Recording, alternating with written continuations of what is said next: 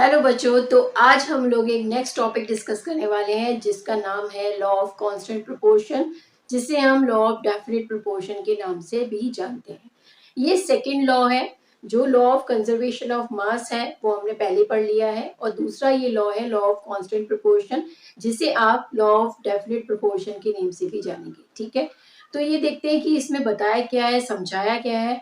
चलिए जरा थोड़ी मेरी आवाज कंसीडर कर लीजिएगा, क्योंकि थोड़ा मेरा गला बैठा हुआ है। ठीक है, बाकी मैं पूरी कोशिश करूंगी कि आपको समझ में आए। तो ये है law of constant proportion. Law of constant proportion है, और इसको हम एक और नेम से जानते हैं जिसका नेम है law of definite definite proportion. ठीक है बच्चों, ये हमारा लॉ है। एक लॉ हमने पहले पढ़ लिया है, और ये लॉ जो है वो अब हम पढ़ेंगे। ठीक है, तो ये लॉ जो था वो दिया किसने था? जोसेफ प्राउस्ट ने दिया था। जोसेफ प्राउस्ट ने इसे एक्सप्लेन 1779 में किया था।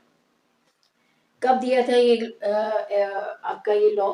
ये 1779 में एक्सप्लेन किया गया है, और क्या बताया गया है वो अभी हम लोग डिस्कस करते हैं। ठीक है, देखिए, सपोज कर लीजिए मैं एक एग्जांपल के थ्रू आपको ये बात एक्सप्लेन कर रही हूँ।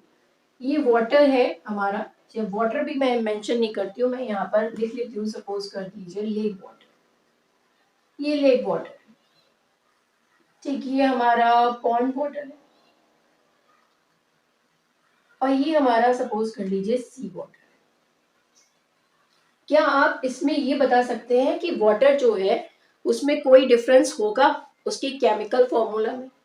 बिल्कुल भी नहीं, कोई भी फॉर्मूला में चेंजेस नहीं होंगे। लेक वाटर, पॉन्ड वाटर और सी वाटर तीनों का ही फॉर्मूला H2O ही होगा। इसमें कोई वेरिएशंस नहीं आएंगे। ठीक है, चाहे वो लेक वाटर हो, चाहे पॉन्ड वाटर हो, चाहे वो सी वाटर हो, वो तीनों ही एक ही टाइप का फॉर्मूला क्या करेगा? कंटेन करेगा।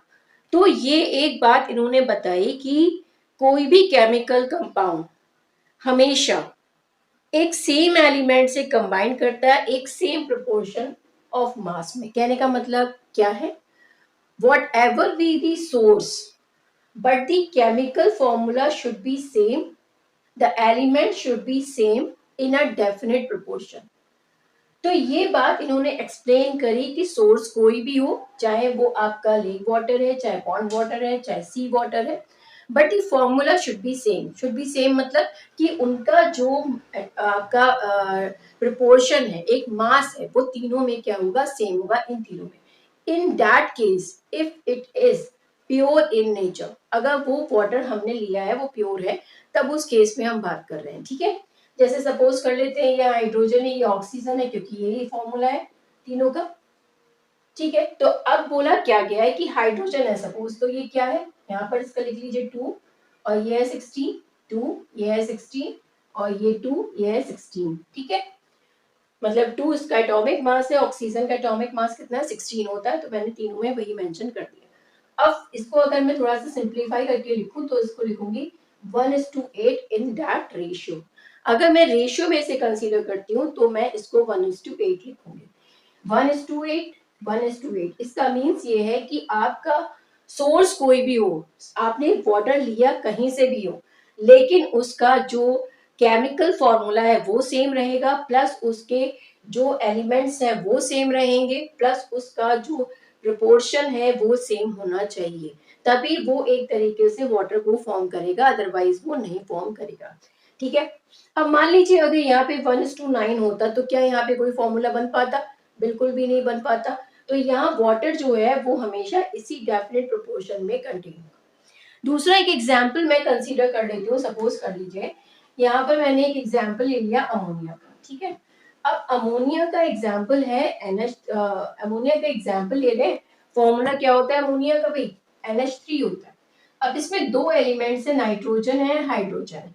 जब कभी भी ये सेम मतलब फिक्स्ड एलिमेंट, सेम एलिमेंट मतलब नाइट्रोजन एंड हाइड्रोजन, कोई वेरिएशन नहीं आना चाहिए। Nitrogen and hydrogen same element ले लिए, एक फिक्स्ड प्रोपोर्शन में बोल रहे हैं। ठीक है, एक फिक्स्ड प्रोपोर्शन में, यही तो है इसका लॉ ऑफ कांस्टेंट प्रोपोर्शन की प्रोपोर्शन फिक्स्ड होना चाहिए, तभी इस केस में वो अमोनिया बना पाएगा।